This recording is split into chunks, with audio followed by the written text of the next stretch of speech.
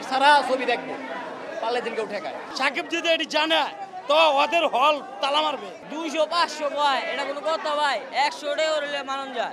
1400 টাকা 400 টাকা রাতে দিছে, হাতে দেওয়ার পরে এখন টিকিট ব্যবস্থা আমি ধরছি আমি এই মুরব্বী লেগেছে আমি 400 টাকা আর এটি সব সিন্ডিকে আমার কিন্তু একটা পার্সন তার কাছে কিভাবে 5টা টিকিট থাকে আমাকে এটা বুঝান। সাপুরকে সেম প্রিন্টে বুঝে সাপুরকে কথা কও। এই যে আপু আমি আপনাকে একটু আগে বললাম না যে ব্ল্যাকে টিকিট বিক্রি হচ্ছে। সাকিব যদি এটি জানে তো ওদের হল তালা মারবে।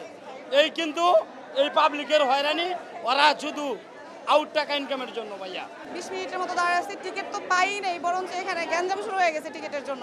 কেউই ঠিকভাবে টিকিট পাচ্ছে না, সবাই হয়রানি করতেছে, ব্ল্যাকে টিকিটগুলি বিক্রি করতেছে। লাইন বন্ধ করে দিচ্ছে, আবার এক লাইনের মধ্যে 2টা লাইন, মহিলা আর পুরুষ এক লাইনের মধ্যে। তাহলে টিকিটগুলো নিব কিভাবে আমরা? পুরা লাইন বন্ধ। আপনারা একটু ভিতরে যা দেখতে পারেন, মানে ভিতরে মানুষের অবস্থা অনেক খারাপ। একে তো গরম, তার উপর আরো বেশি অবস্থা খারাপ। প্লেন নিয়ে আসছি, বন্ধুবান্ধব নিয়ে আসছি, টিকিট ছাড়া ছবি দেখবো, পারলে দিনকে উঠে খায়।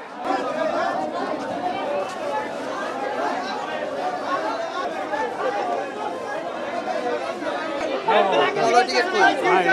তোমার টিকিট কই? নাই তুমি বাপের বয়স লিখে তোমার কিছু বুঝাচ্ছি না। তোমার লগের টিকিট কই?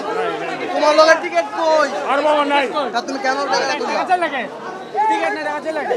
হ্যাঁ কাছে লাগে বাবা 10 মাস কে পাই বাবা। তুমি হুনো তুমি চাইবা তোমার দিমু 10 টাকা 50 টাকা দিমু। ঠিক আছে গায়ে জড়ানো জিনিসটা ঘামতে পড়তাছে। কেন টিকিটটা কাটলাম? আচ্ছা ঠিক আছে।